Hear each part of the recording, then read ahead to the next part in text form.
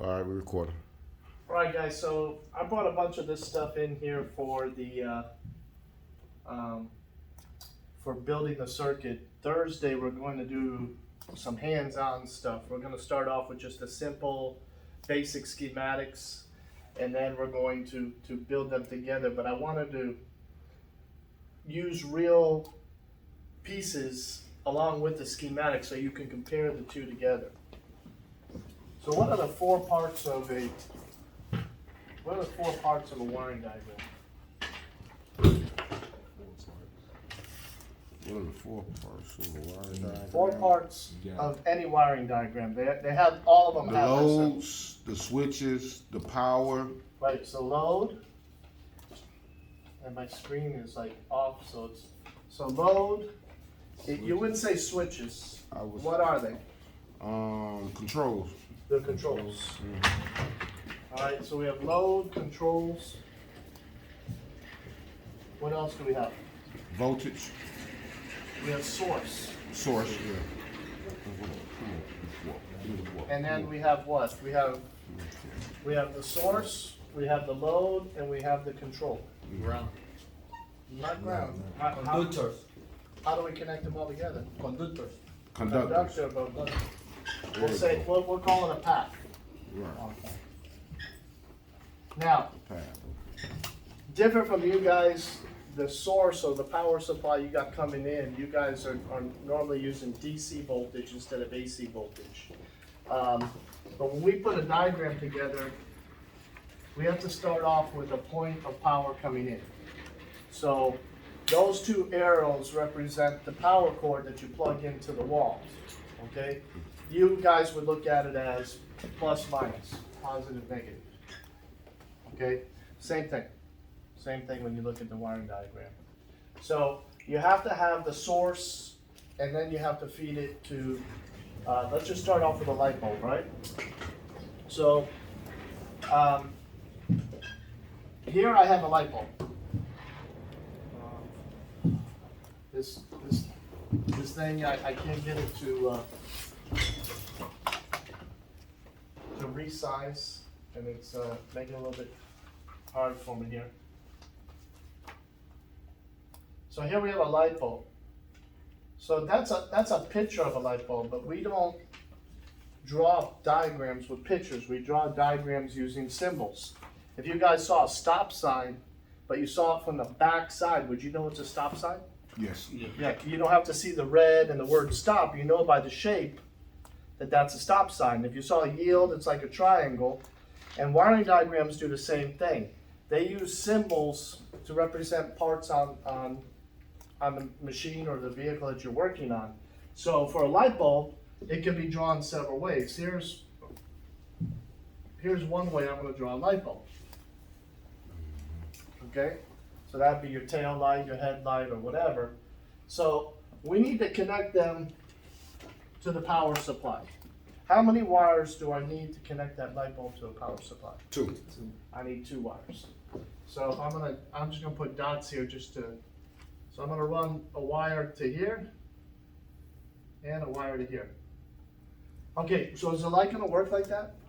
Yes. No? Yes, no? Yes. I say yes. Okay, but what is the problem with the light working like that? It's going to continue to run. It'll run all the time. Mhm. We have no way to control it. Or the switch. Okay, we need to have a way to control that light. Now, if I took and erased that little bit, would that light stop working? Yes. Okay, so a control or a switch is basically like the piece of wire. It either touches the wire together or breaks it apart. So I can add a switch to this diagram. Here, is that switch open or closed right now? Open. It's open. So we look at that like a bridge. If you were going to the beach and you were trying to get over to the beach and the bridge was up, could you get to the other side? No. If you went fast enough, you might be able to make it. But you got to get to the other side. So a bridge doesn't allow electricity to go through. It's just like taking the wire off and reconnecting the wire back on, but that's our control. That controls our load. We have many different types of controls. We have switches, we have relays, We have something called triacs, which are electronic relays, but those all control when the light comes on and off. So let's go here, and I'm gonna draw that same circuit for a second. But I'm gonna draw the two arrows now farther apart. They don't have to be right next to each other. Sometimes in a diagram you'll see the power supply is right next to each other, sometimes you'll see it far apart. I'm gonna go ahead and I'm gonna draw that light circuit, the same one we did before. I'm gonna put a light, and I'm gonna put a switch. How many wires do I need to complete this electrical circuit? 3. I Well, need 3. Are you sure? I just wanna make sure you're Yeah, not 3. a bunch of I just say shouting out a 3. number. Yeah, I say 3. I need 3 wires, Yeah. right? So let's go back here. And let's capture one of these wires. My mouse is gonna work right, but.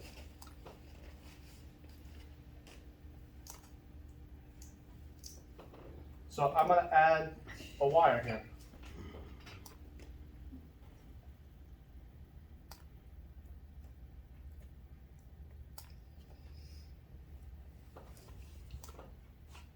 So that's one wire. Where do the other wires go? Next to the switch. On the other side, yeah. On the other side of the switch. Yeah.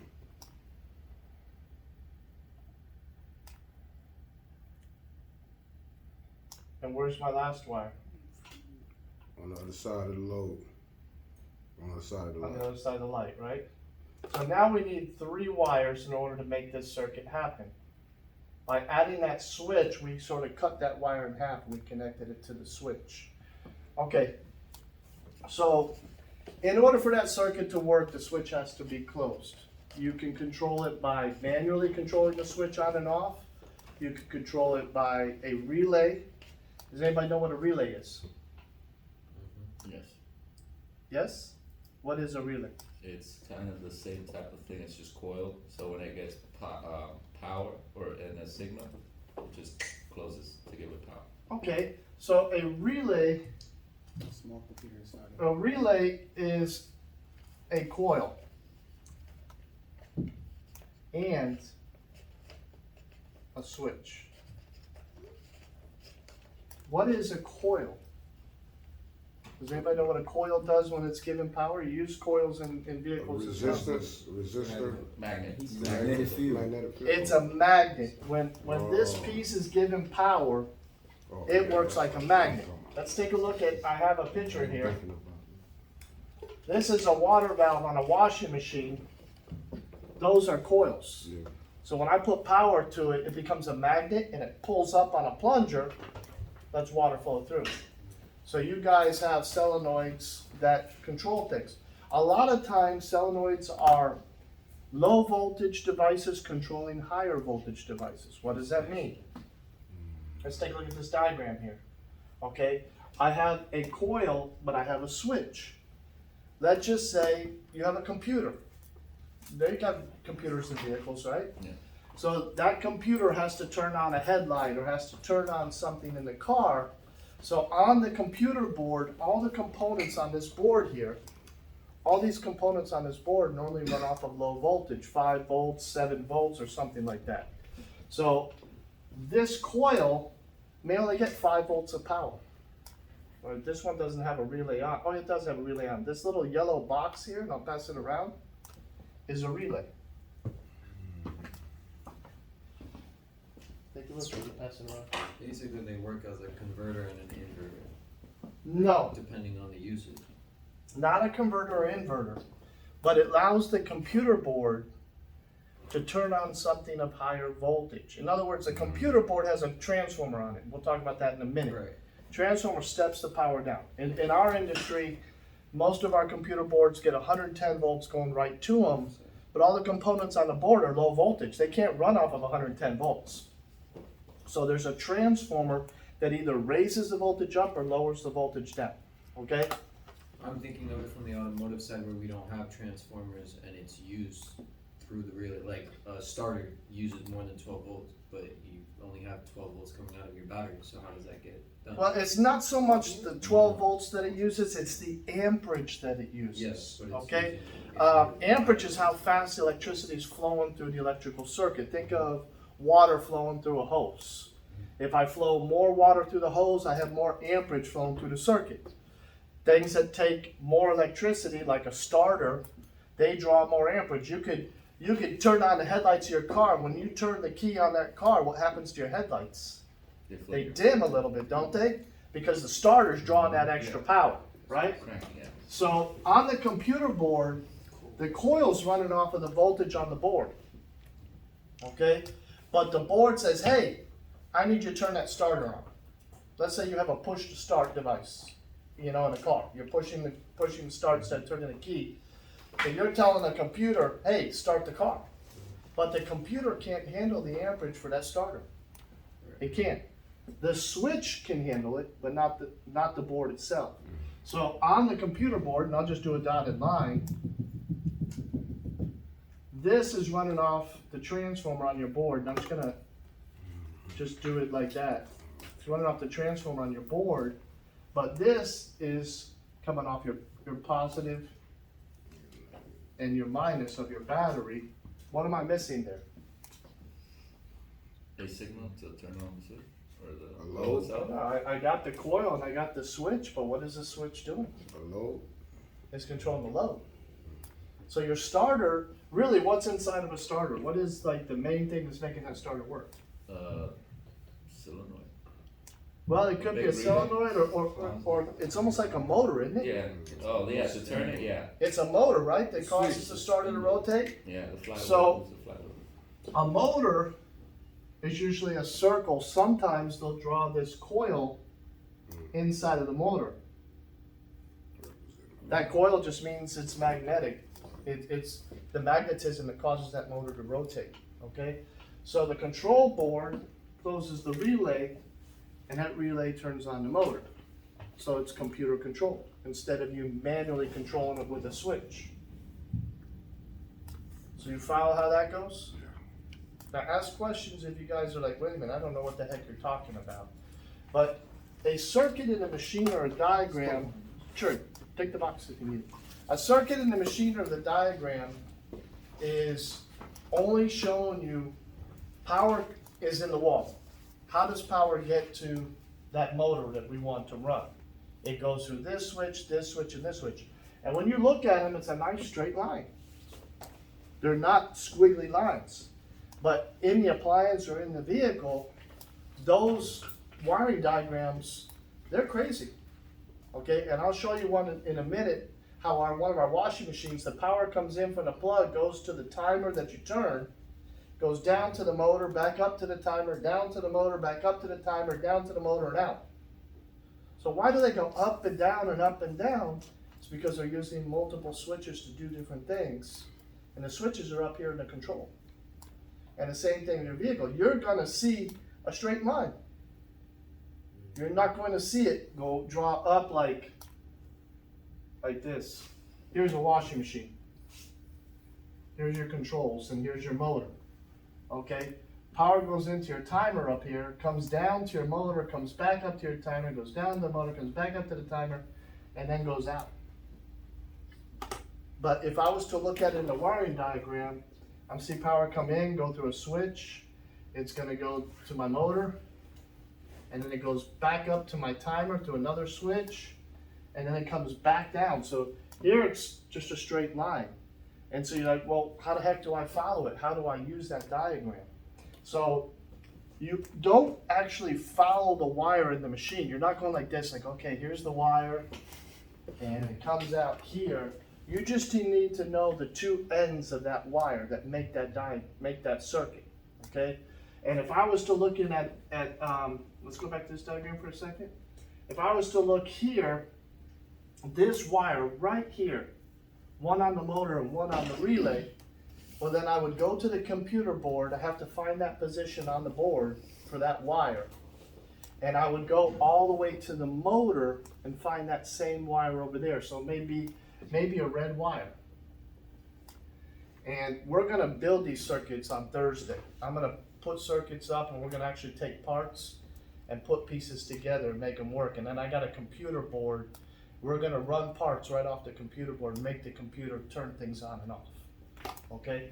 So when we look in a machine, we need to be able to see the circuit, and then we need to know the machine. So like I try to tell people, I've been lecturing on diagrams for 30 years, and then I was just thinking about it. You know, one of the first things we talk about is diagrams, but the people are not familiar with the parts on the machine. So you can see these lines, but if you've never seen a relay, or never seen the coil, or never seen a motor before, you know, you can look at that diagram, you can follow a straight line to it. Then when you go to the truck or to the machine that you're working on, you're like, okay, where are these pieces? What are these pieces? So in order to study the diagram, you can practice the circuits. You can say, okay, power comes here, it goes through this switch on the relay to this motor, and it comes back out the other side of the motor back to the battery, and that's how it works. But you need to be able to know where these parts are in the machine and what each one of these parts do. So let's take a look at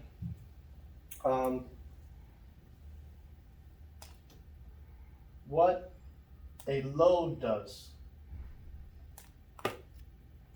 Okay, I'm going to draw a light bulb.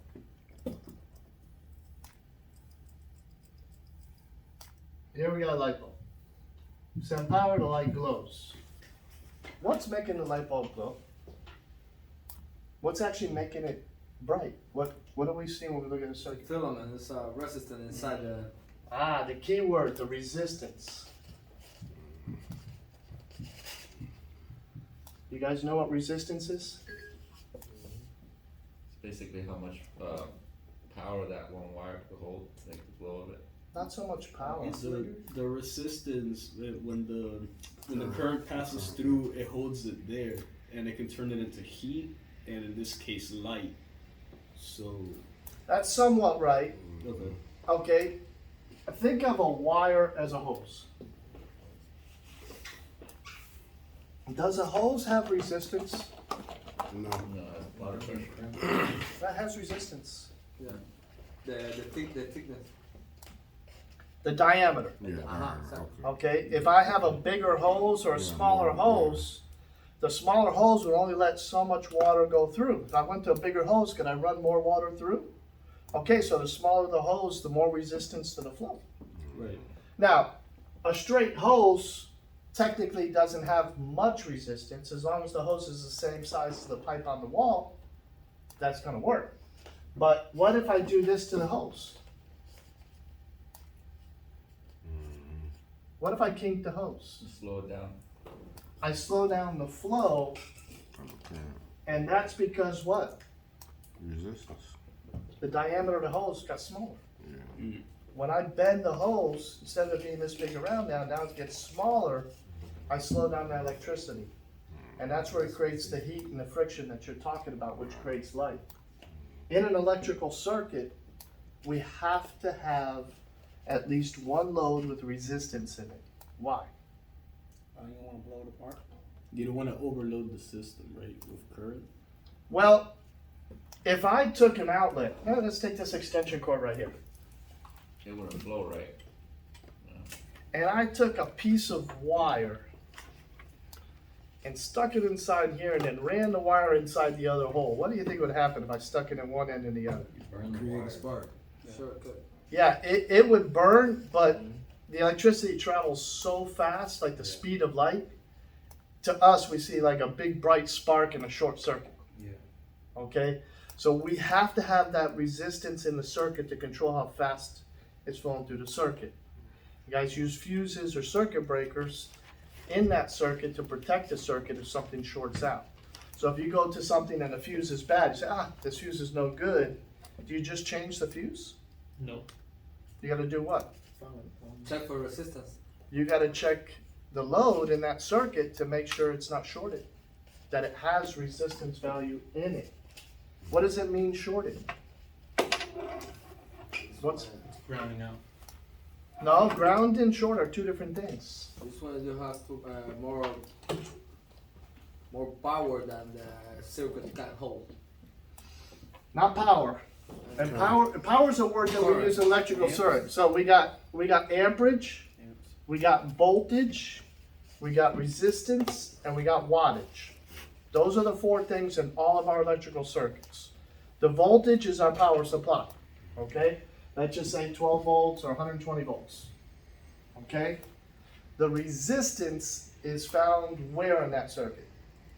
In the light bulb. In the light bulb. So this is our resistance here. Now, in our appliances, most of them run off a 20 amp circuit. 20 amp is how fast the electricity can flow through. What is the lowest resistance that I can have for my light bulb? 3. 3? 0. Well, we have something called Ohm's Law. Yeah. 5. E I was about to say. equals I times R. E is voltage. That's 120. I is how fast the amperage will flow through, and we said that would be what, 20 amps? What would my resistance be? This one would be 6, right? On this one. 6 amps. 6 amps. 6 times 20 is 120. If I went to 7 amps, what would happen? You would short out the system. Now, that's what happens when a load shorts out. When we say short, we said that this has to be no less than 6 amps. If it was 5 amps, my amperage would go up. If I went down here, 5 can go into 120 higher, right? Mm-hmm. So the amperage is part of this circuit, and we always have one constant. The voltage is almost always the same coming in. The resistance and the amperage is what changes, but those two equal to the voltage. That's what Ohm's Law is. So if the resistance here went lower, the amperage would go faster. I say, if you want your car to go faster, you got to give it more gas. You got to flow more gas to the engine. Right. That's the amperage. But you can only flow so much to the engine until the motor can't handle it more, the motor breaks. And it blows. Right. Okay? So resistance slows down how fast the current flows through the circuit. You can also slow it down with a duty cycle, right? Explain to me what a duty cycle is. Well, it's basically the same thing, just that it varies the electricity on and off, right? It pulses the electricity. Yeah, it pulses the electricity and it changes. But you're the still value. it doesn't matter how much voltage you put to it, Right. you're still gonna draw whatever amperage is based on the resistance value. The only difference would be that the resistance you lose power, but with the duty Cycle. with a duty cycle you don't lose that power. That's the only difference, from what I heard on the modules at least. McNeely, what's he talking about there with, When you're using a duty cycle, there's no heat generated, so there's no energy loss. there's no, okay, we don't use that in our. Yeah, what they do is instead of using a resistor to control, get your voltage drop, they do the same thing just by pulsing it and then changing the length of the pulse to get the voltage that you want. Like a frequency drive. Right, like frequency, but you're changing the pulse width, right? So it could be all the way on or just a little bit for a little bit of voltage. But that's gotta be controlled by a board. By a computer. Yeah. But the idea is that if you do it like that, because if you have a resistor that got hot, the heat is actually energy dissipating. Mhm. If you're using pulse width modulation, there is no heat dissipation. Some of our compressors are pulse width modulated Yeah. compressors. So I know what you're talking about there. We don't call it a duty cycle, but we use a control board to create a frequency. That's way above this basic No, okay, electricity sorry, thing, sorry. so let's not get into it. So a short circuit is between the 2 points of the load. That means the resistance here, in this case, on a 120 volt, 6 amps, 6 ohms with 20 amps. So this is 6 ohms normally.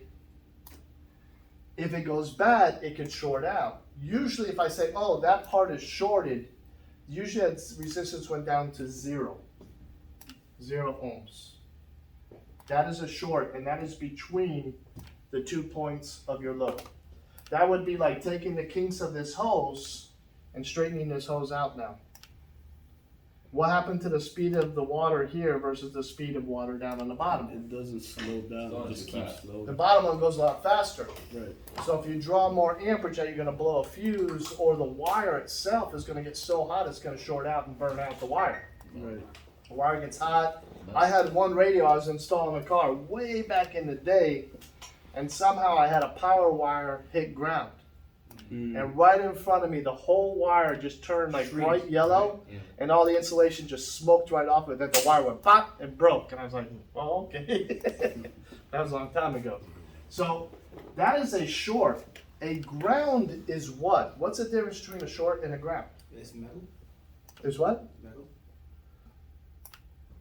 But what? The ground? What? The ground wire? What's the difference between saying the light bulb is shorted or the light bulb is grounded? That means When that- it's grounded, it'll never When it's turn on. when it's not grounded, it's not gonna turn. Or it's gonna turn. It's not going to turn on, but It's not. what does It's it? gonna What turn does the term mean when you And if a tech came up to me and says, "I checked out that motor, it's grounded," or "I checked out that motor, shorted," I know what that means. That mean that is a wire hitting the metal. It's not closing the the circuit. frame, yeah. The, Usually, this filament in here, instead of it going between the 2 points and lowering the resistance, this filament is touching the ground. Yeah. So now the amperage is still going up because my resistance is low, but usually in a motor, if a motor runs too hot, the windings can break and touch ground. So now it's a short from one terminal to the frame of the motor, not between the two terminals of the motor. So a short is between the two terminals, ground is one terminal to the frame of the machine, the ground on the machine. Now you guys use ground for all of your circuits. You have your positive comes into a load, and then the other side you can just screw it to the frame of the car because your battery's grounded. But in appliances, we don't use ground that way. We have line one and neutral, which is the same thing, but we run it off of that. So let's talk about this, and then we'll do a little more circuits. That's supposed to be a multiply there. P equals I times E, pi. Has anybody seen that formula before? We had E equals I times R. So we still have the E, I, R. We have the E, the I. We have these two, but instead of R, we have P. Power. What is P? Power. Power. Power is what? Current. I mean, Wattage. Wattage, yeah. Come on, a lot of you guys like loud stereos. Come on, man. I have bass in my car. I had 212s, 210s. I had 1,000 watts of power back in the day in my car. So I have a lot of wattage. Okay? The more watts you have, the louder your system is. Okay? Do you guys know how to wire up speakers in a car? Okay, we're going to talk about that in a minute because we're going to get into series circuits and the parallel circuits and how to hook them up and to get the max out of your car stereo. You guys have worksheets for that? The parallel and series and all that? Yeah, I have a book.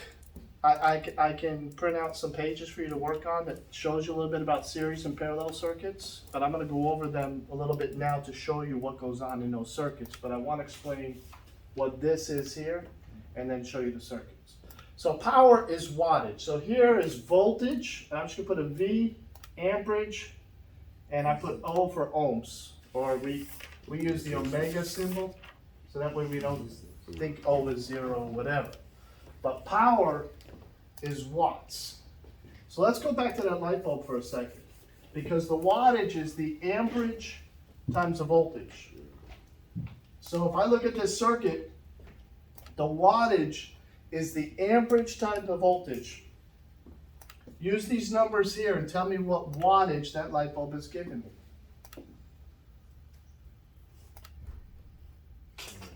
The formula, what's the formula again?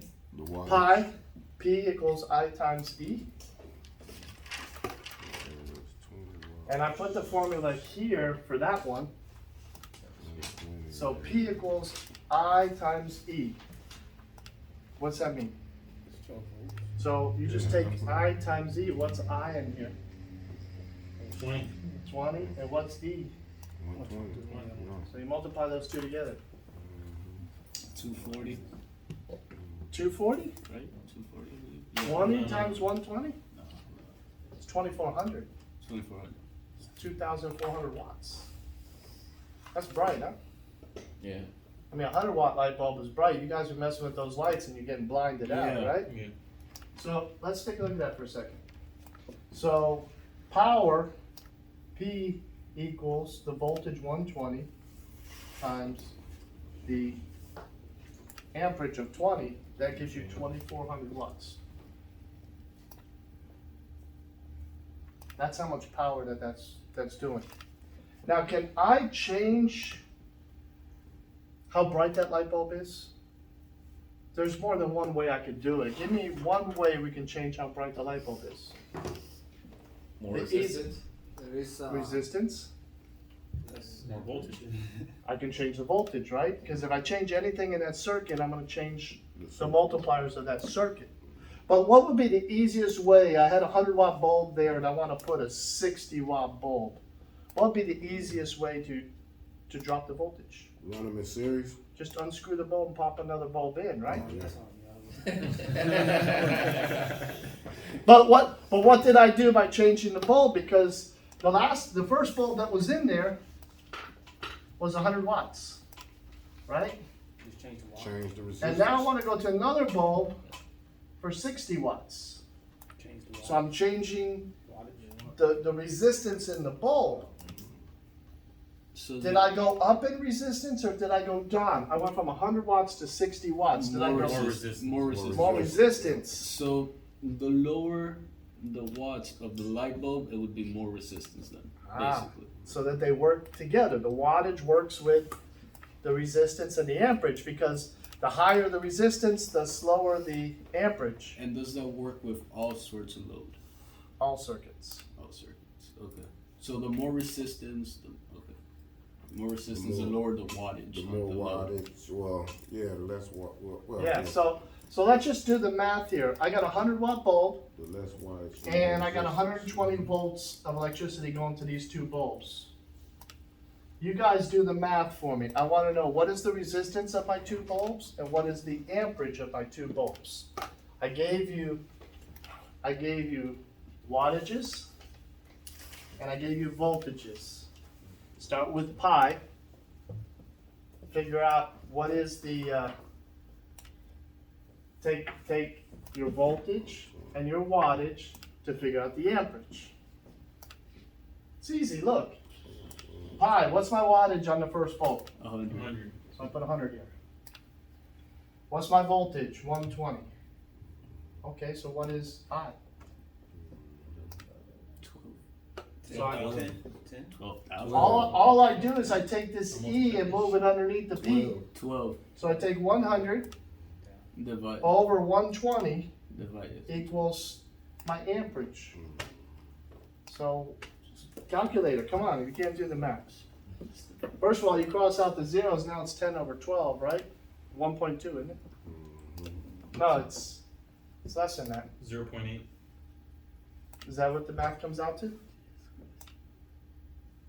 So it's actually, 0.83. okay, we'll just round it off to 8. Is it 0.8 or 0.08? 0.8, right? 0.8. 8 tenths, not even 1 amp on a 100-watt bulb. Okay? So, what about the 60-watt bulb? What's the amperage? We go 60 over 120, right? What was that, 0.5? Yeah, it's half, so it'd be 0.5. 0.5? Yeah. Move this chair. Okay, so what happened to my amperage in that circuit?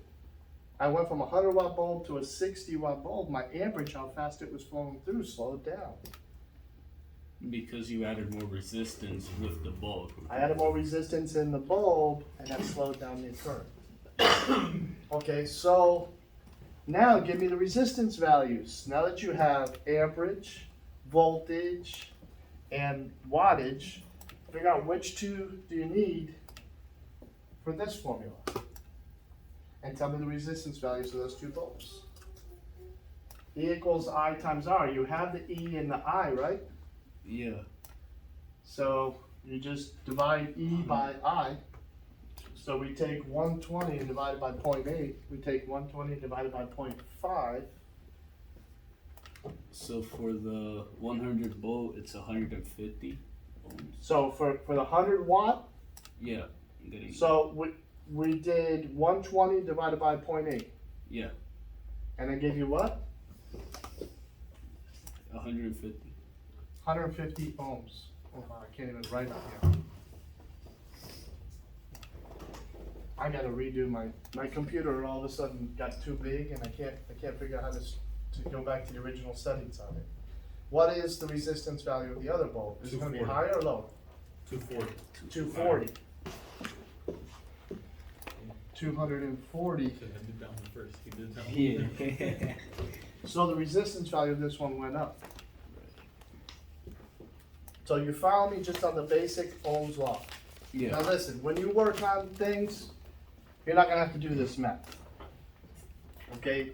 The engineers that built these appliances or these vehicles, when they do the headlights, they already know, okay, for this much wattage at this voltage, I need something at this resistance, and they put it in.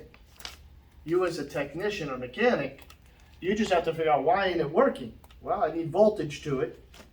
I need to have a specific resistance on it, and it's gonna work. Right. I got voltage to that light bulb with my meter? Yes, I do. The bulb don't work, we throw it out. I don't have voltage? Well, maybe the switch that's sending power to it is bad. Okay, but reading the circuit gets more complicated when you have safeties and controls that are also in there. Okay, so let's take a look at a series circuit. One bulb and another bulb in series. And then I'm going to take the same two bulbs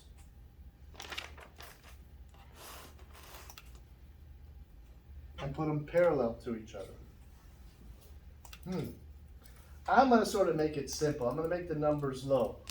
I'm going to make each bulb 4 ohms.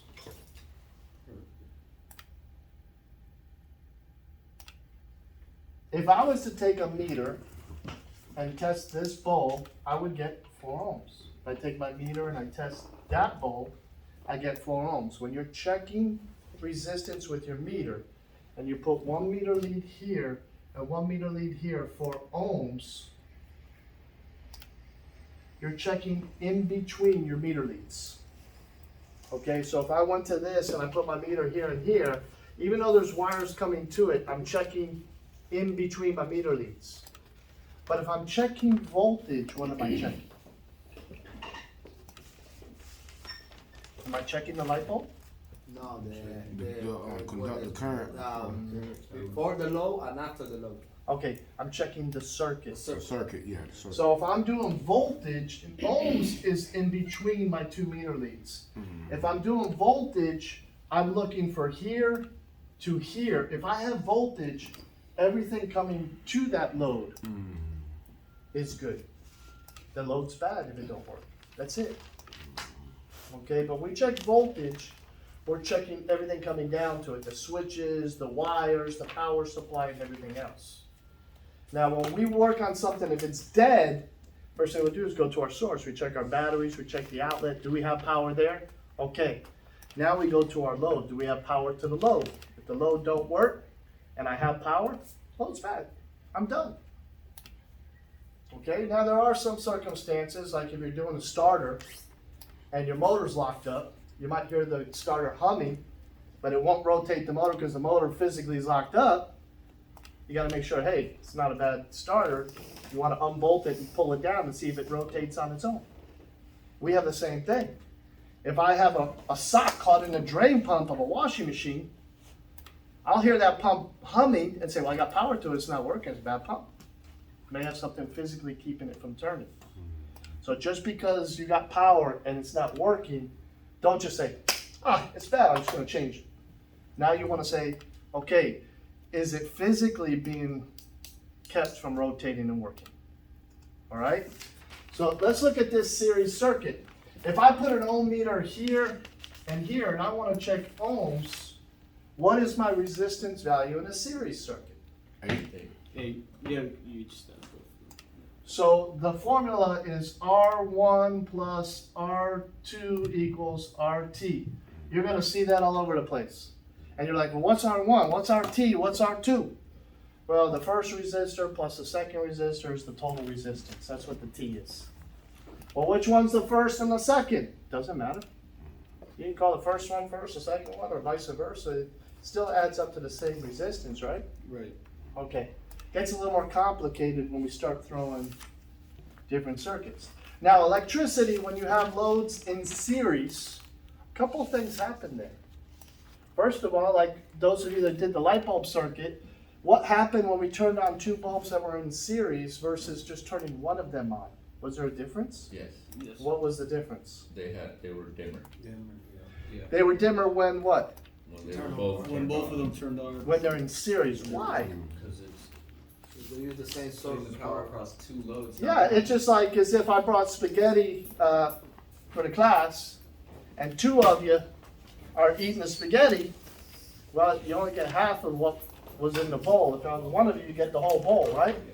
So the same thing happens here. So they share. So how much voltage is at each light bulb? How much voltage goes to each light bulb? Wait, what is that? Equal the same amount. The same. What was your question? What is the source, like the amount that's coming out of it? Okay, well, we're dealing with our voltage 120. We got 120 volts. We have 4 ohms on each bulb. How much voltage does each bulb have? 60? 60? Same one. 60? Where do you get that number? The voltage is the same, all the circuit. Anywhere you break inside of it. If there's only 12 volts on a battery, Not, No, he's going with 120. okay, but let's talk about this. I'll get to this parallel circuit in a minute, but let's talk about this. Is there a mathematical way to figure out exactly there's 60 volts going to it? You did it. Yes, we can use E equals I times R. We can use pi, P equals I times E, okay? E equals I times R. So we have the voltage, and we have the two resistances. So what do I need to know? I want to know what is my amperage going through that circuit. So how do I get I? E equals I times R. E is the voltage, I is the amperage. Man, I gotta get this whole thing fixed. It's not calibrated right. It's really messing me up. So what is my amperage going through that circuit? So the voltage is what? How much? 120 equal, man, this is making me mad that I can't. We'll do that again. So 120 equals, I want the amperage 4. times what? Not 4, 8. 8, the whole circuit. I'm doing, what's the whole amperage of my circuit? 15. 15 amps? Yes, that's what I'm getting here. If you divide 120 by 8. I have to draw it underneath, I can't put it in there. So my screen's all messed up. This thing, I don't know, McNeely, but the software just got big like this and I can't resize it. I spent an hour trying to figure it out. Okay, so I got 15 amps, right? Right.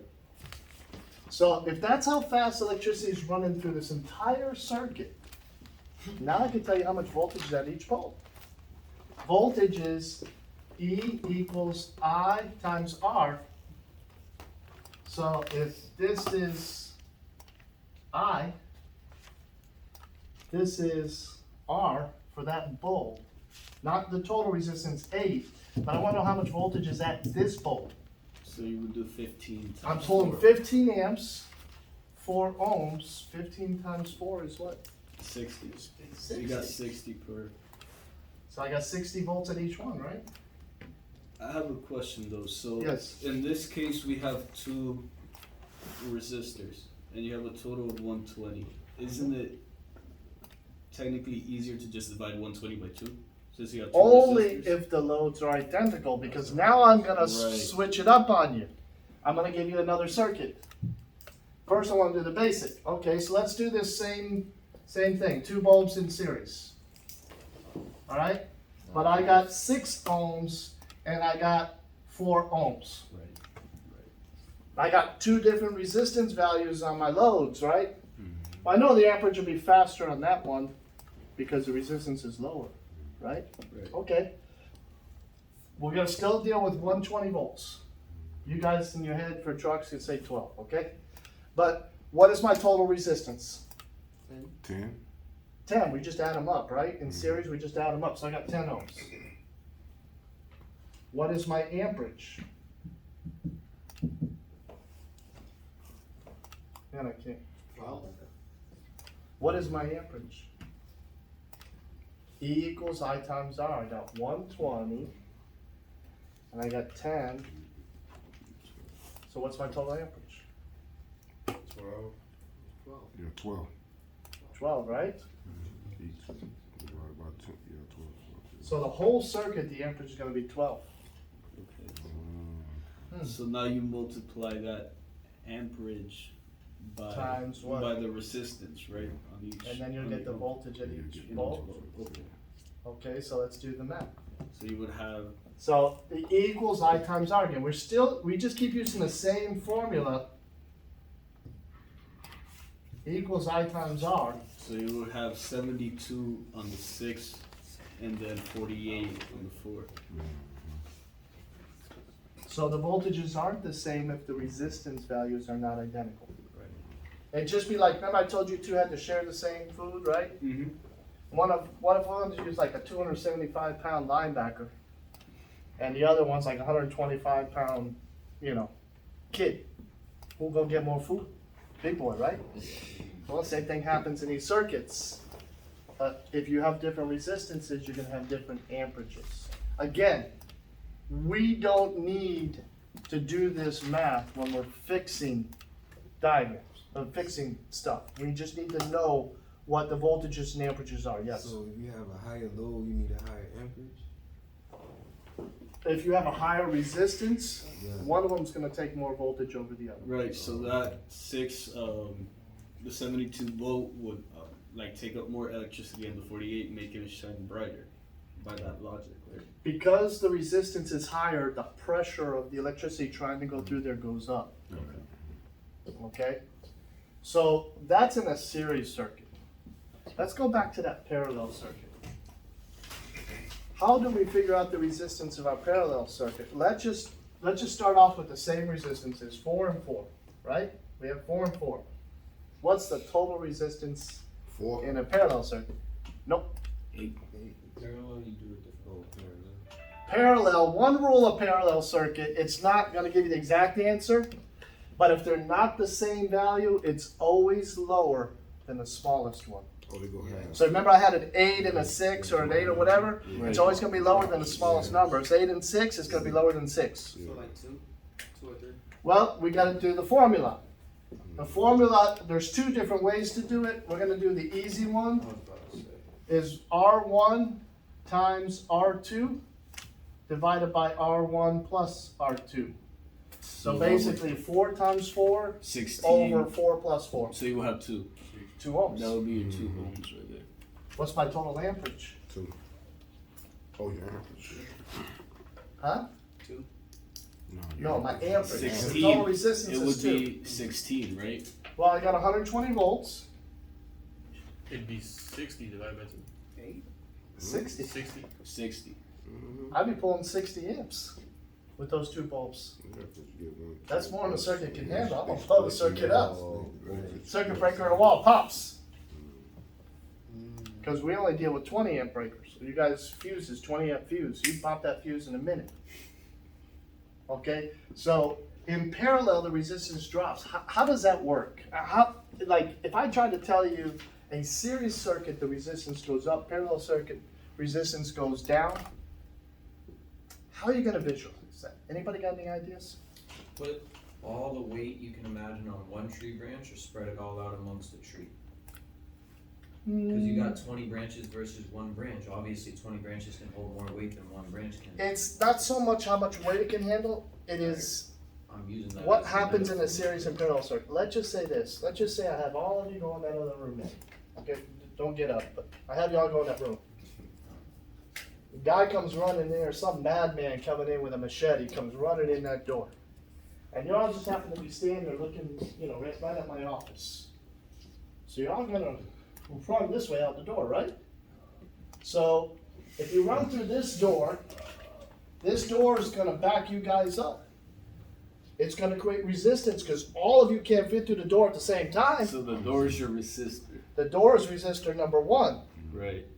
That's resistor number 2. So yeah, once you get through here, you'd be easier to get out the next one. But again, it's backing people up.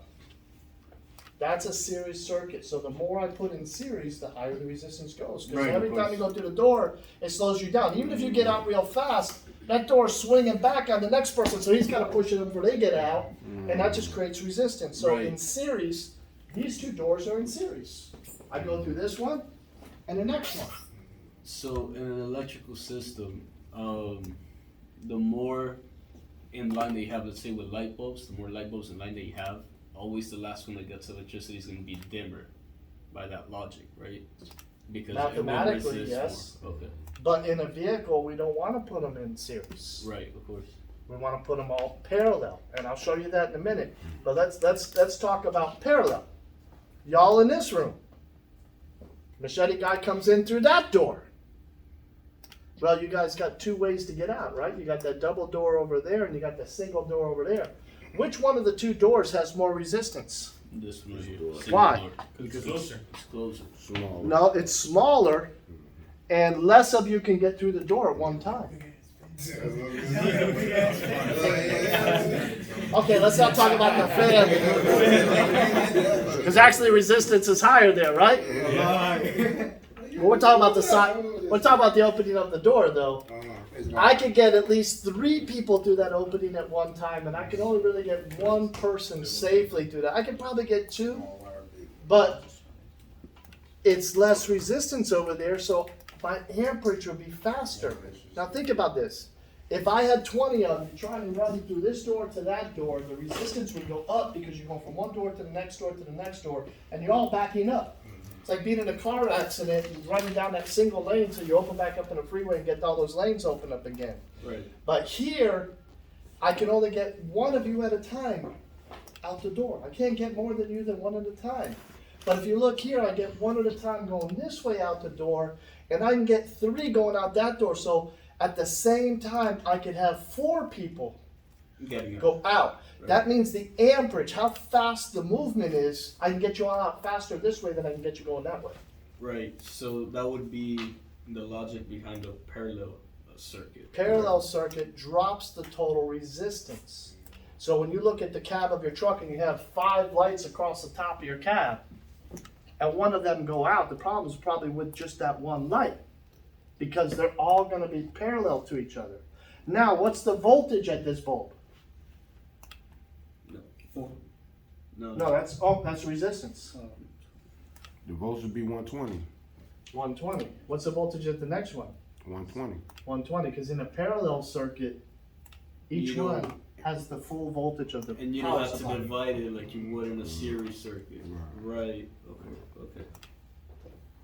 So in a parallel circuit, the resistance drops. Let's go to another parallel circuit and let's see how that resistance drops. So now I'm going to put the same 2 light bulbs, but change the resistance value.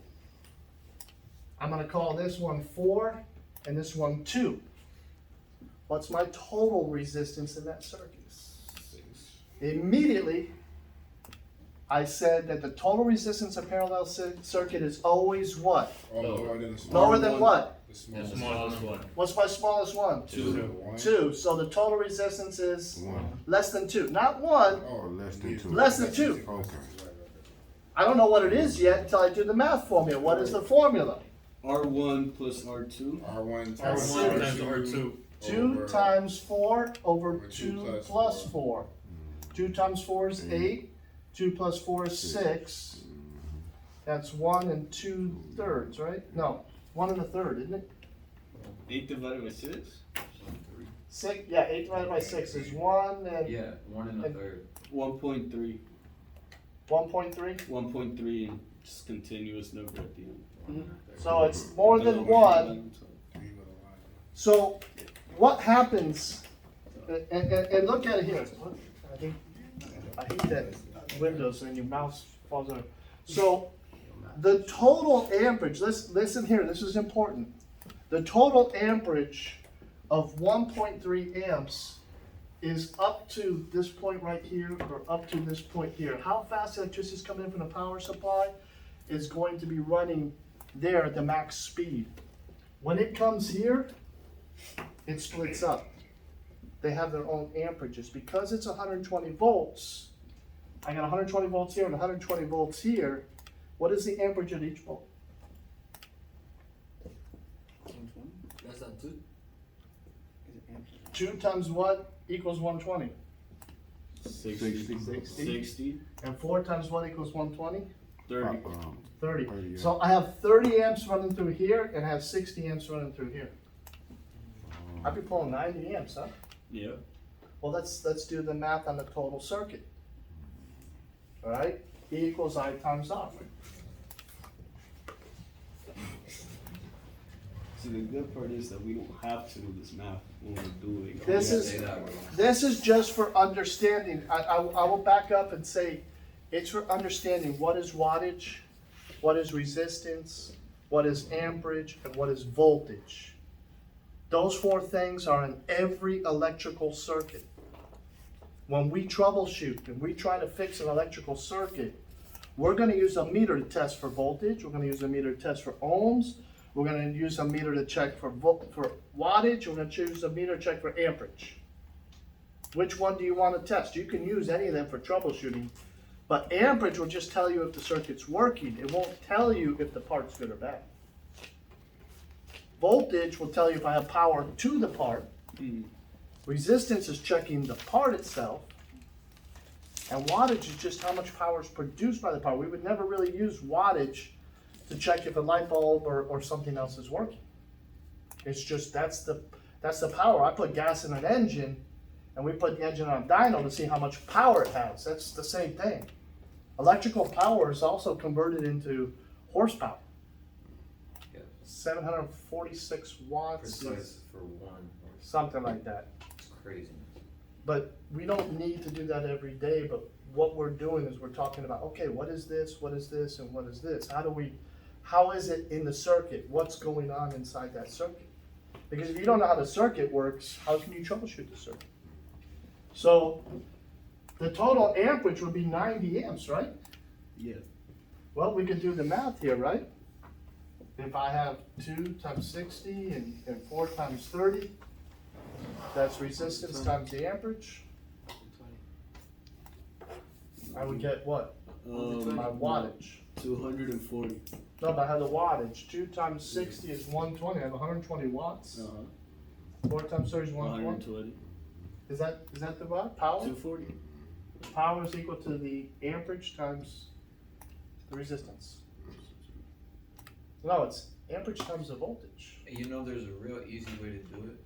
If you put the E on like a pi symbol and you divide that and then put the I and the R underneath, you'll never mix up the dividing versus what you multiply. Yeah, we do it like this. E over I Precisely. R. So this is multiply or this is division if you have one of them too. Mix that up. Pi is the same thing. P over I E, and then there's a multiply there in the middle. So if you have I and E and you want power, you multiply. There's a bigger chart that has square root of this and this. It's not That's working. what we need right now. That's what engineers do. Electrician. And he goes, I gotta run electrical outlets to all here. I can only put so many outlets on a circuit breaker. Yeah. Because I got too many outlets on a circuit breaker and I plug in too many It's things, gonna pop. I'm gonna draw too much amperage and blow the breaker.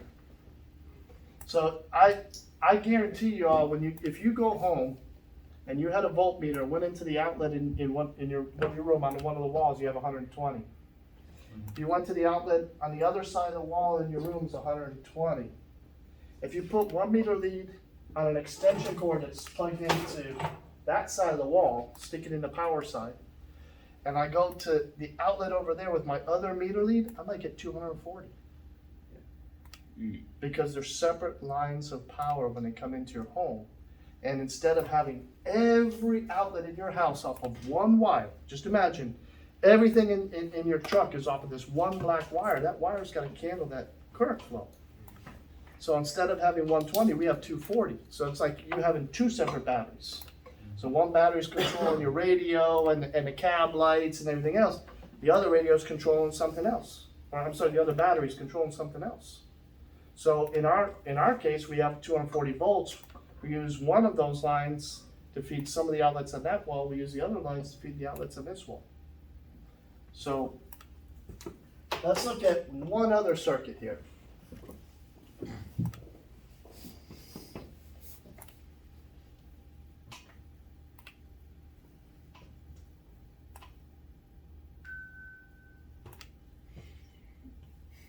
How many wires do I need to produce this circuit? 7? Six. Five. I'm not counting these vertical ones. Oh, They okay, go- okay, So okay. 1, Yeah, count them. Yeah. 2 is the horizontal, Yeah, 3, 4, and 5. Yeah. So I need 5 wires to make that circuit. Okay? Do you know what type of circuit that is? A series parallel. Series parallel. So let's see if you guys can do the math. 120 volts. I'm gonna make this 4 ohms. I'm gonna make this 6 ohms. And I'm gonna make this 10 ohms. In order to troubleshoot this or to know what's going on in the circuit, I need to first figure out what the total resistance is. Once I figure out the total resistance, I figure out the total amperage. Then I can go down and figure out each bulb and what's going on with each bulb. In this circuit here, what's my total resistance? No. 16. Is it 16? Let me erase these numbers here so we don't get them confused with the. No. That's in series. So first, where do we begin? Let's talk about where do we begin. So it'd be What the circuit do we begin four. with first? The series circuit. The parallel The circuit. parallel circuit. Right. Once you do these two, you figure out the resistance of this, 20. it's in series with this one. 20, right? So it's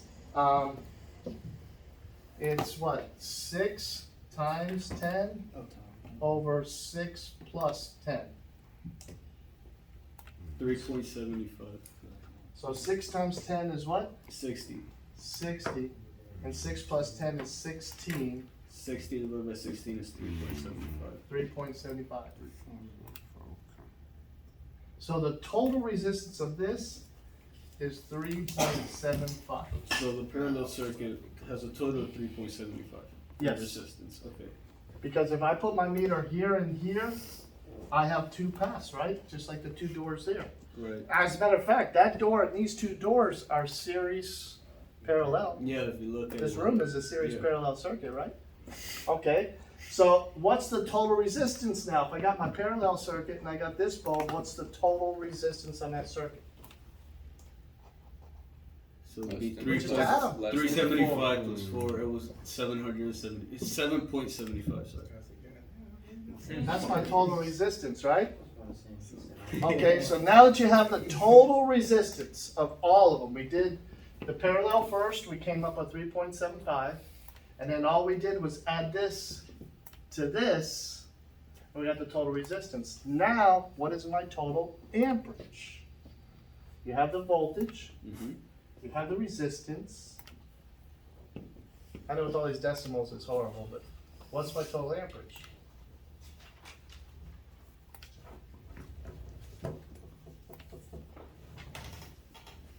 Probably like 13 or 14 something.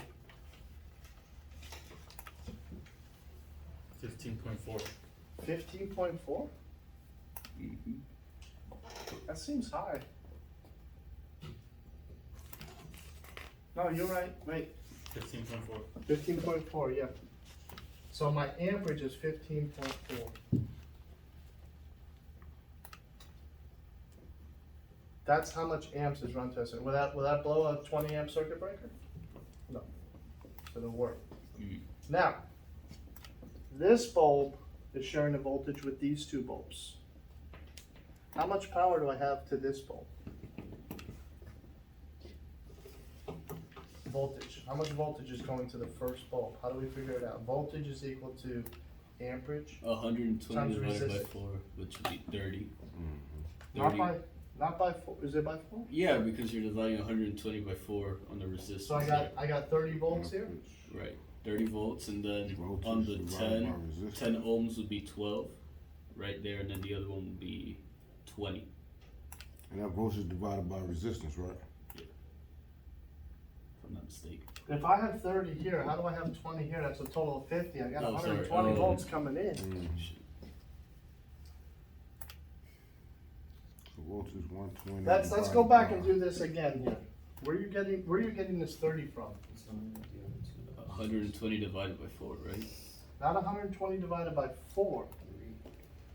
120 is the voltage. I want to know how much voltage is here. So Well, you're we getting do the average. Well, the yeah, that's amperage times the resistance. Again, I'll write that right down. Amperage times resistance. So E equals amperage. I times R. So the resistance is 4, right? So the voltage is I times R. This was I, right? 15 Times 4? Yeah. Mm-hmm. That's Yeah. 61.2. 61.6. 61.6? Oh, that's 16. I'm thinking 12. 61.6, Yeah. 61.6. If I took 120 and subtracted 61.6, how much voltage do I have left? 58.4? 59.4. Around there.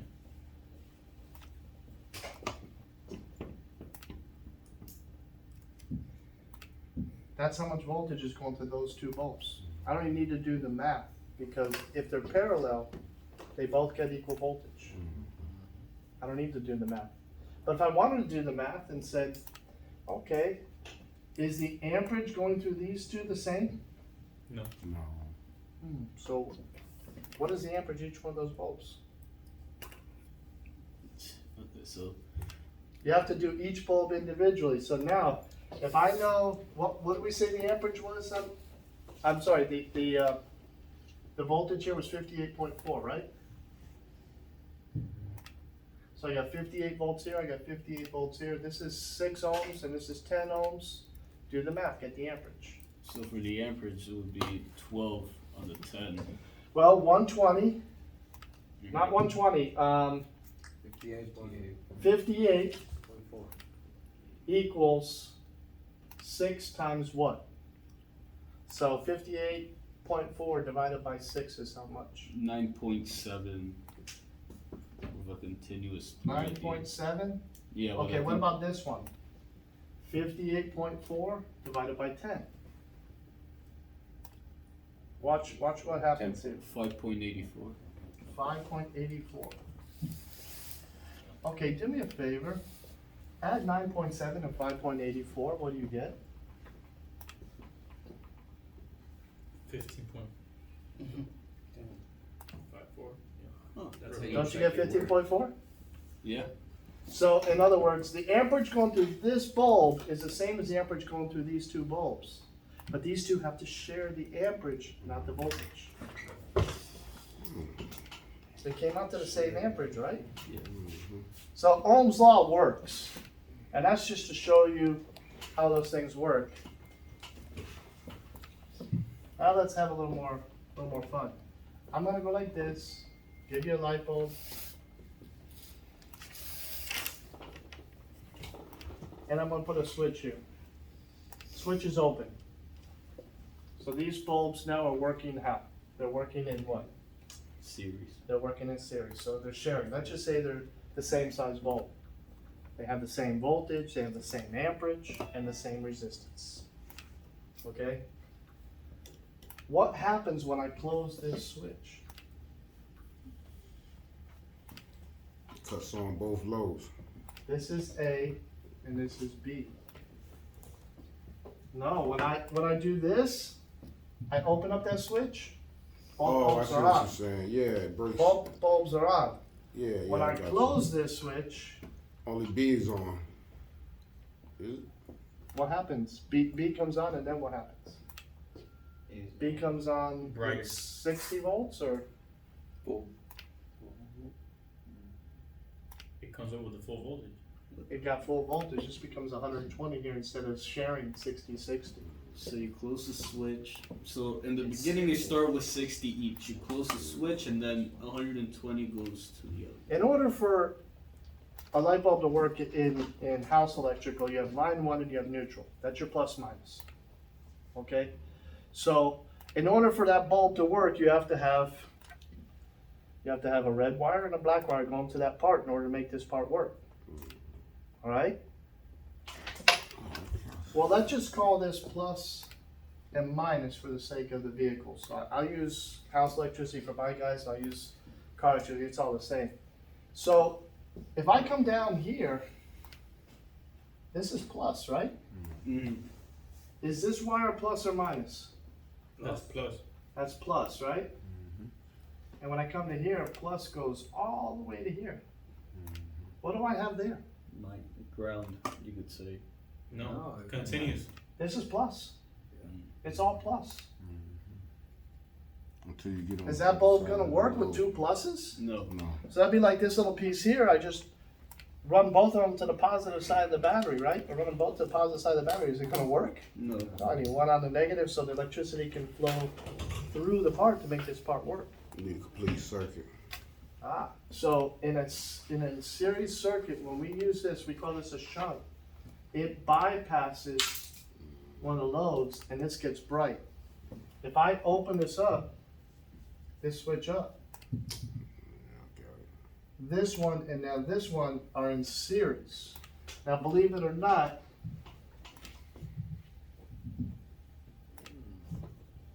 the minus is here, the plus is here. There's no plus minus here, not in the middle anymore. Electricity doesn't realize there's two bulbs when it's in series. It looks at those two bulbs, there's one bigger bulb. Remember we just add the total resistance up when they're in series? Mm-hmm. Let's just say this was 4 ohms and 4 ohms. Total resistance is 8. So the electrical circuit looks at it as like one 8 ohm light bulb. So that's why both of them shine like, you know, they're both dim. Yeah, it's almost like one big bulb with higher resistance. Right. It's not going to be as bright as one bulb with lower resistance. But when we put them in series, electricity doesn't really know that it's two loads, just because there's a wire in between. If I took a hose and put 4 kinks here, and put a straight piece of hose and put 4 kinks here, They will read it as like 8 kinks, you could say. it's the same thing as going 1, 2, 3, 4, 5, 6, 7, 8. The speed of the amperage going through it's the same. Just because I put a straight piece in the middle, but now each one is going to be different. Think of it as a sprinkler in the yard. If I put one sprinkler, it's going to shoot so far into my yard. What if I put 2 sprinklers on the same hose? It's gonna shoot less water, but it's gonna cover more Why did it shoot less water? because it's more resistance. You got two. You got It's two spread out loads. through Yeah. more. The pressure drops. The pressure, yeah. Every time I add a load to that circuit, the pressure drops. Pressure is voltage. Voltage is considered electrical pressure. So every time I add something to that circuit, it drops. So the higher Amperage goes resistance, up. the lower the voltage. What? The higher resistance, the lower the voltage.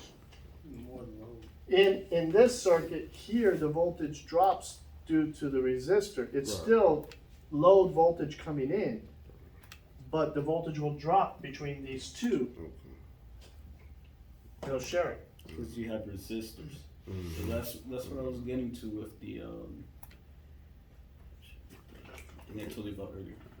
Duty cycle. Duty cycle. Sorry, I keep forgetting the name. With the duty cycle, you don't lose the power because it doesn't convert into anything. It just redistributes it in a different way. Let's go back to that relay for a second. I got this thermostat here. It's turned off right now, and the only reason I turned it off, I'm sorry it's a little warm in here, but when I record, that AC is right there, and the recording can't get my voice. So I get as cold as I can in here, and I turn it off while I record. But anyways, that thermostat, is that 120 volts? Is that low voltage? Is that high voltage? 240 volts? No, it's low voltage. Low voltage. Low voltage. The doorbell in your house, when you ring the doorbell, that doorbell is usually low voltage. That little button you press, 120 volts. You electrocute yourself. If the button breaks, you stick your finger in there. But low voltage is that thermostat. But that thermostat turns the air conditioner on the roof. So I have a thermostat, which this is a switch diagram for a thermostat. That's a closed thermostat.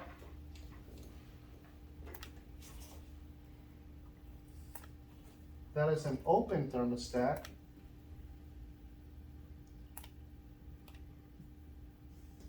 What is this? What is different? Adjustable. Adjustable thermostat. This is an adjustable thermostat.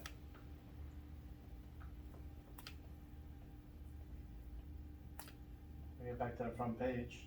It's an adjustable thermostat. That's what's in your oven. You put it to 350 degrees, or you put it to 200 degrees, or whatever you put your oven. That thermostat has a sensor that's sensing the temperature in the oven. With a certain temperature, switch opens. What does it do? It turns the heater off. Now what happens to the heat in my oven? It starts dropping because the heater's off. And then the thermostat says, hey, it's not 350 no more, close, turn it back on. It cycles. You guys have thermostats, right? Your AC, your water system has a thermostat in it. It's mechanical, but thermostat opens at a certain temperature, lets the water flow through, right? But electrical thermostat, what about cooling fans in a car? They're for your radiator. Some are electrical, right? Yeah. Do they run all the time? No. No. If you don't have your AC on and it's 40 degrees outside, your fan may not run. Yeah. But if you're at 90 degrees outside and kick your AC on, that fan comes on immediately. It's thermostat cycled. If the condenser and the car's too hot, kick that fan on. Thermostat shuts it off when it goes on and off. Same thing our ovens do. Okay, but those are not adjustable. Those are what we call fixed. And that's what this thermostat is here. This is a fixed thermostat. That arrow at a 45-degree angle means that that part is an adjustable. We can adjust at what temperature it cycles on and off at. A fixed thermostat, it's 80 degrees, and 80 degrees is going to open. When the temperature drops below 80, it closes again, and it cycles, I don't know. Let's go back to this here, this thermostat.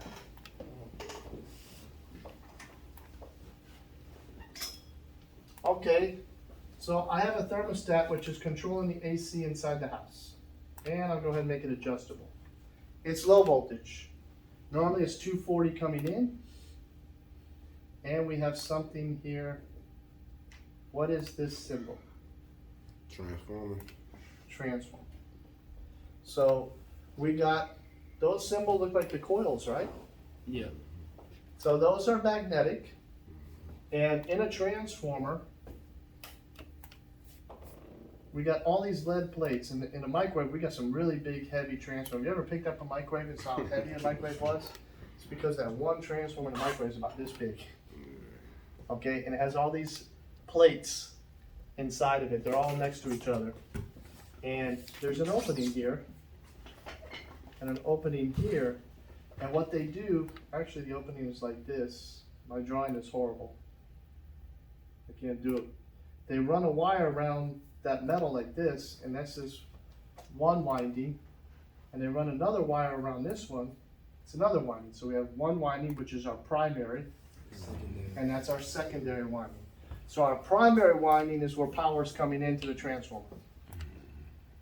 Our secondary winding is the power coming out. Transformers do one of three things. They take the voltage coming in, and they drop the voltage coming out. So I got 240 coming in, and on an AC, we switch it to 24 volts. In a microwave, I got 120 coming in. I have 2,000 volts coming out. Microwave has 2,000 volts electricity. Capacitor doubles it to 4. Okay, but it steps up the voltage instead of stepping down. And then we have some transformers that have the same voltage on the incoming and the outcoming. That's usually used like FPL. You ever seen those big power stations, like they're fenced off and they got all these wires and everything? They have transformers in there. In other words, FPL sends power to this transformer, and instead of one wire coming from Turkey Point, which is down in Homestead, all the way up to here, they have stations where there's a transformer here, so turkey point goes to this transformer, and then this one goes to the next transformer, and that transformer is connected to your house. And it doesn't reduce the power in the You do get a small parasitic loss. Every time you have a Right. transformer, there is slight loss. But what happens is, this coil of wire creates a magnetic field. It magnetizes the actual housing of the transformer, and that coil of wire picks up the magnetic field, and the magnetism pushes the electrons in the wire. Electricity is already in the wire. This wire here is made of atoms. You all went science, right? Yeah. One time when you were in school. Science has proton, neutron, electron. Like, what's he talking about? The electron is the electricity. So everything has a proton, neutron, electron, but some of them give up electrons a lot easier than others. Conductors, like wires, pass electrons from one atom to the next. But you cannot take the atom completely away. So in other words, here's an atom, proton, neutron, and the electron floats around like the moon around the earth. Okay? If I had another atom right next to it and I pass that electron to this atom, I can't leave that atom without electron because I destroy it, like rust or decay it. So I have to bring another electron from here. So when we make electricity, electricity is already in the wire. The electrons are already there. We just have to move them.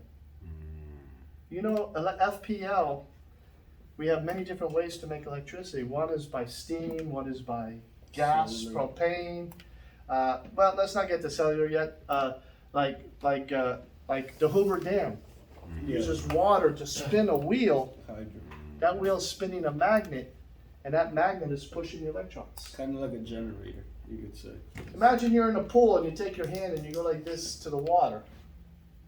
Right? You're pushing the water. That's what the magnetism does to electricity in an electrical circuit.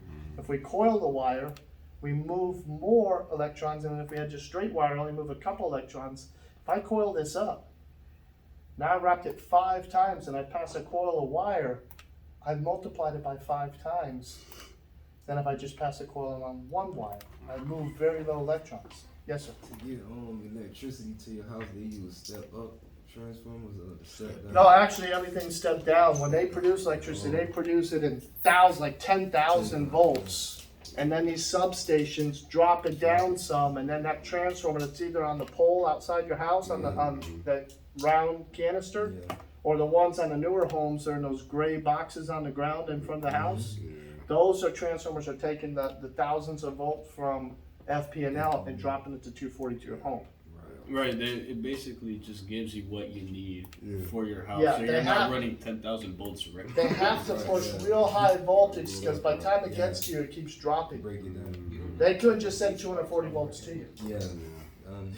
Okay, so let's take a look at this. So here's our 24 volt circuit. So I'm just gonna take and connect this to a thermostat. Thermostat turns on the compressor outside, so it cools the room, right? Well, that's only 24 volts. I can't connect that to a compressor. Compressor's 240. Here's a motor, 240 volts. I have to turn that compressor on with that low voltage thermostat. So what do I use? Step up. No, step down. A relay or contactor. Contactor, yeah. Contactor is the same thing as a relay. It's just a bigger relay. Yeah. Contactor is, usually it looks like this. There's a piece of metal and it has, The bimetal. and then there's another piece down here Like a bellow. and another piece here. Yeah. I don't know why is that thing? You don't happen to have one physically with you, or? I have one somewhere, but I have to look for it. I can get one from the AC class, but a contactor, when I pull this switch down, power goes through it and goes out the other side. But on the bottom here is a coil. So if I put 24 volts to that coil, it becomes a magnet. It pulls down on this top piece here, which is spring loaded, pulls it down, and then the current goes through. So here is 240 volts. But the magnetic coil that controls it is 24 volts. So look, I run this to a little coil here, and it's connected to a switch. Let's do it like this. This is line 1, power coming in. You can say you're plus if you want. And then this goes to the compressor, and then the compressor connects here to a capacitor. Oops, I can't draw because it's off of, the alignment's off really bad on this thing. I see. And then this one comes back to here. Actually, let's just say line 2. Let me erase it.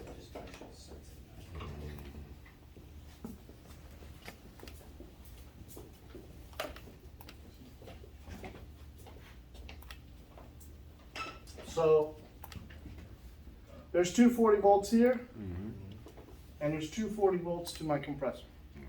Okay? But this transformer is causing the low voltage. It's a separate circuit than this.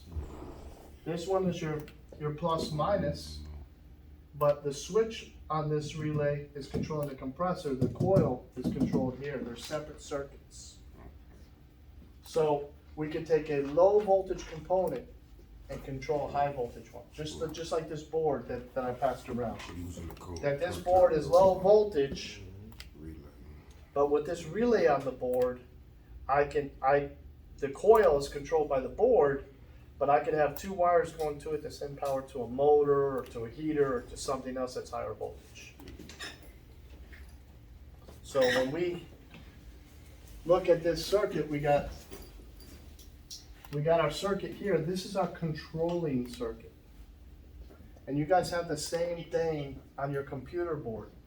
The computer board is your controlling circuit. It's what sends power to other parts in your circuit to turn them on and off. This is how this thing works. When I turn this on, it sends low voltage to the unit on the roof, contactor closes, compressor comes on. So in other words, ECU, 5-volt reference, goes into relay, goes into 12 volt, getting power from the battery. Well, we're not changing voltage. We go to a transformer to change voltage. So you still have 12 volts, but your board may not run off of 12 volts. Yeah, it runs on 5. 5. So in order to do that, on most boards, we put transformers. Right. This is a mini transformer right here.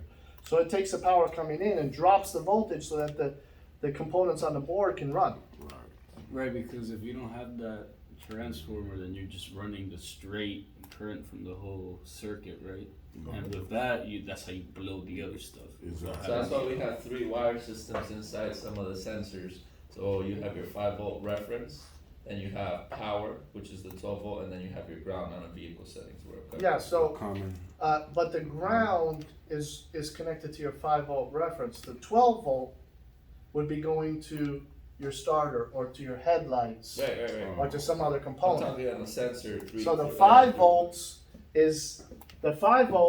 would be this controlling circuit. Okay? So the 5 volts would go to this coil. The 12 volts, which you were talking about, the 12 volts would be on the switch of this. The ground would be for the relay coil, but this would go to whatever you're trying to turn on. Yeah. So you have the 12 volts dropping to 5. That 5 is turning on something else that's running off 12. And you also do your alternator, because without that, your whole car just shuts down because it's running. The alternator just maintains. We're talking about Right, just yeah, the yeah. circuitry itself. When it comes to voltage, the alternator is just there to maintain the power. No, yeah, of course. It's funny that an alternator, which is alternating, is charging a DC battery, And it's which AC. is not alternating. Yeah. Alternator is AC, and then you have DC is battery. It is AC at first. Mm-hmm. What's inside of an alternator that makes it DC? Widens. Widens. Widens. Windings? Oh, winding. Trying to say winding. Okay. Oh, I don't know about cars. Okay, windings. Diodes? Oh, diodes. Oh, okay. Is that a diode? Or rectifiers. Okay. Yeah. A diode, Diode. sometimes it's called rectifier. They have diode packs inside your alternator. Because when it's spinning, it's actually generating AC voltage. Just like a generator outside your house, and a hurricane comes, you got that generator on, it's making AC voltage. But a diode only lets electricity go in one direction. Yeah, AC goes back and forth. It's like that door.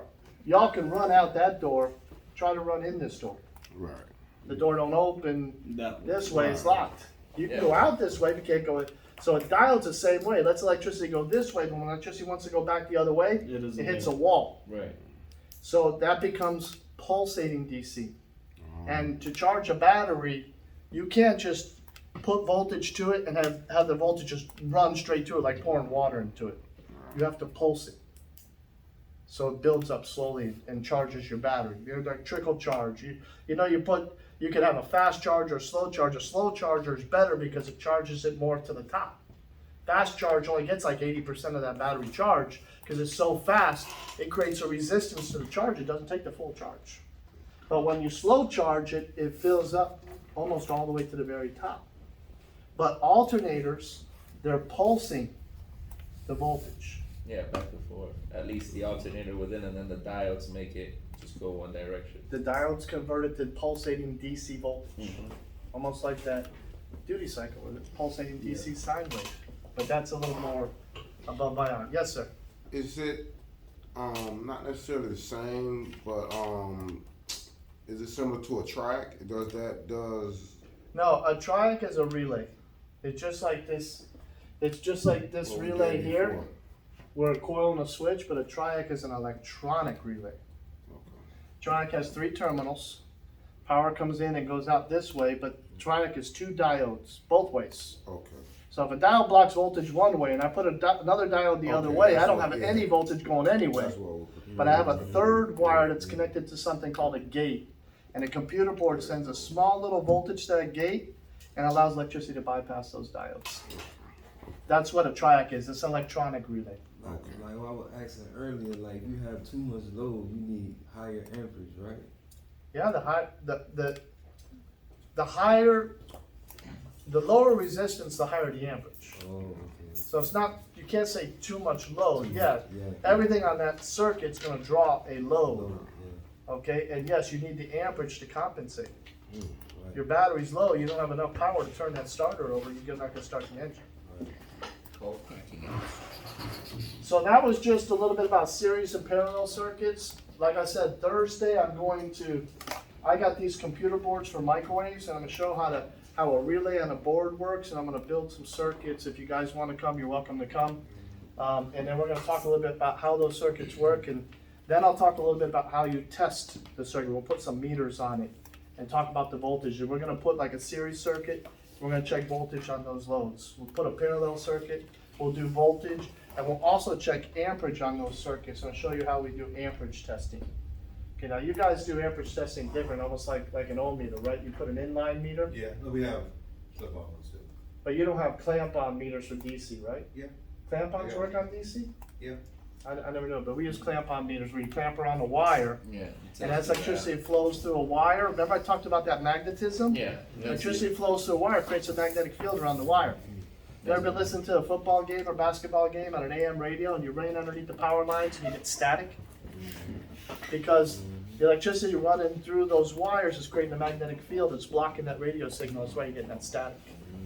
And that big power lines are carrying a lot of amperage, so they're a big magnetic field. That happens in my house. I hate it because like I have the AC system, Uh-huh. and the Wi-Fi's in one room, and then when the AC kicks on, it's just like the Wi-Fi slows down dramatically, and sometimes it just Move the Wi-Fi to another room. yeah. No, I had to pass an Ethernet from. Actually, I used to duct from one to another router. That's the only way I But could. you know, they have these things you plug in an outlet, and you can plug in another outlet that uses the electric wire in the not house. enough power. I Yeah. tried them. No, I had to go Ethernet all the way. Okay, guys, I'm gonna cut it here because I don't like to lecture too long because then you start to your mind starts drifting off and you're not paying attention. But Thursday, if you guys want, I'm gonna do a little bit more, but it's gonna be more hands-on thing instead of me lecturing. I'm gonna be doing some circuits, and I'll print out this week if you guys want something to practice the circuits, the series parallel circuits, and just to see them and read them. I got some really good pamphlets. I'll show you right here. If we go here.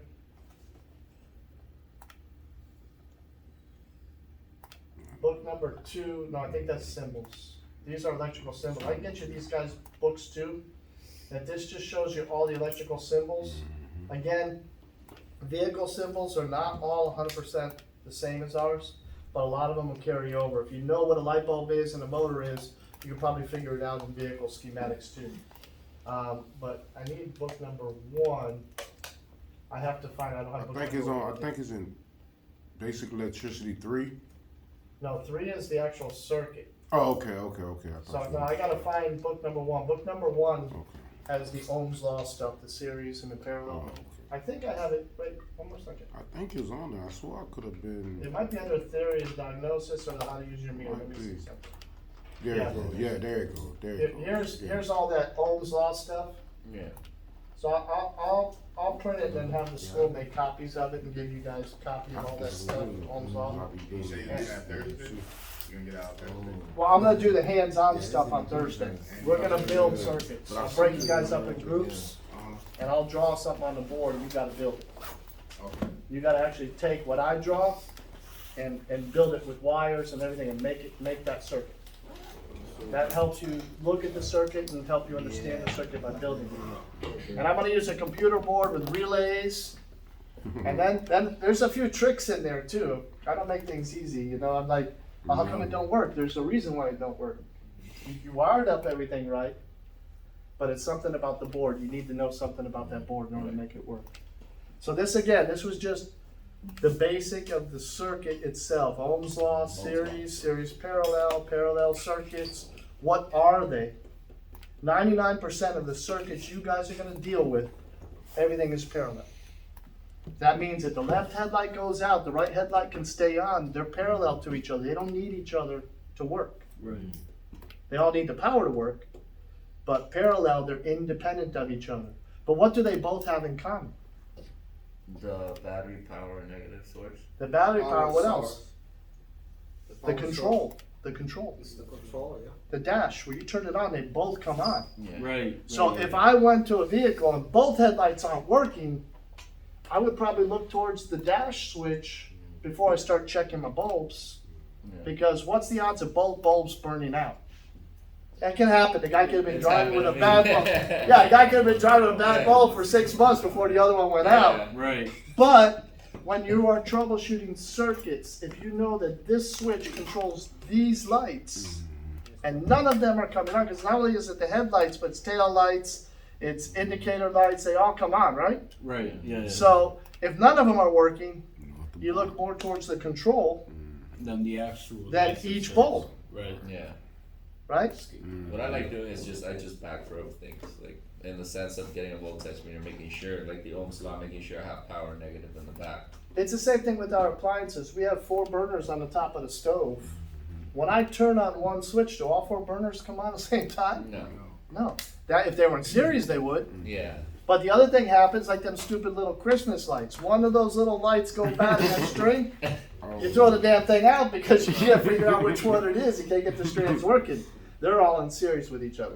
Right. Yeah. Since they're in series, one of them breaks and the rest. Then the whole strand stops because it just has to go from one to the other through that. What really sucks for me is that not only one when I was a couple, and then like it was way too long. I'm like, trash. I know. I'm It's telling you. like, it was not just the one. It was just like. Yeah, I know. You take one out, you put a bulb in, okay, Yeah. that didn't work. You try to Yeah. bulb, you try to bulb, and you're like, damn, I bit through the strand 3 times. Right. Garbage. Mhm. All right, guys. So that's it for today. Unless you got any questions. Not really. No? Did I bring a boot drive? Because I like being green. Would you be able to give me a copy that way? Oh, I can give you all that digitally if you want. You guys bring thumb drives. I'll copy it. It's easier than making hard copies. Yeah, in my opinion, it's just better. It just Yeah. doesn't wear out or get destroyed. I'll give you all my base electricity stuff, and then you can whatever works for you. Sure thing. Appreciate that. Thank you. All right, guys. Have a good day. Thank you. It'll be on YouTube. I have a YouTube channel. It's Richard. Yes, sir. What up? Yeah, What's up?